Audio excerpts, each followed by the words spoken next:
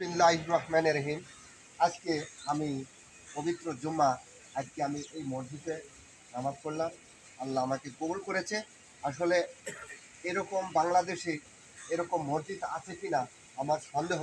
আজকে এই মসজিদে নামাজ পড়তে এসে আমার একটি কথা মনে পড়ে গেল। আসলে আমরা 1990-তে এরকম মসজিদে নামাজ পড়েছি। এখন বর্তমানে বাংলাদেশের এখন 25 সাল, 2025 সাল। আসলে এরকম বাংলাদেশে মসজিদ আছে কিনা আমার সন্দেহ। তাই আজকে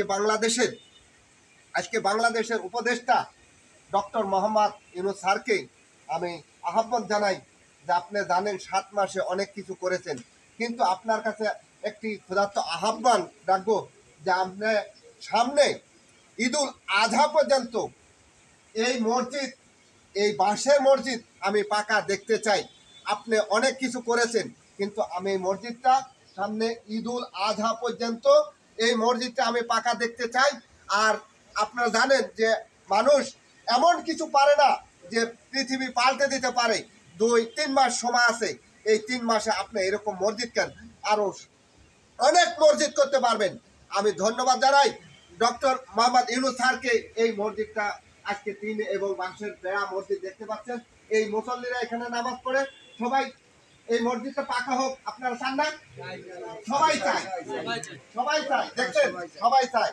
আর এই জায়গাটার নাম হচ্ছে মোহাম্মদপুর আদবপুর সুইচ গেট এলাকাটা। মোহাম্মদপুর আদাবর থানা সুইচ গেট। মোহাম্মদপুর আদাবর থানা এই সুইচ গেট এলাকা, বেরিবান সুইচ গেট কে দেন সংলগ্ন এলাকা। এই মসজিদটা এখানে ছাত্র বেরিবান সুইচ গেট কে দেন, বেরিবান সুইচ গেট। আসলে এই জায়গাটা আসছে, এই জায়গাটা এখানে ছাত্র পড়া হয় না, লীলাবডি। আসলে এই মসজিদটা পাকা করলে অনেকের সুযোগ সুবিধা হবে। ওই হুজুরের দেন কটা কত। আচ্ছা, ধন্যবাদ।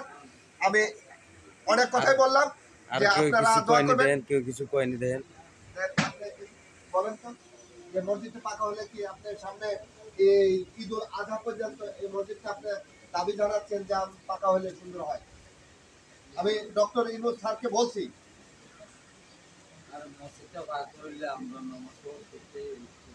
আচ্ছা, ধন্যবাদ। দেখতে পেলেন সবার দাবি আপনার কাছে। আমি একটি ক্ষুদ্র ইউটিউবার হয়ে আজকে আপনার কাছে এই ক্ষুধার্ত আহ্বান জানালাম।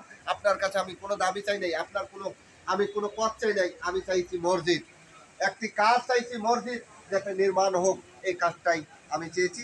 ধন্যবাদ। আসসালামু আলাইকুম। সবাই যেন ভালো থাকেন। আলহামদুলিল্লাহ।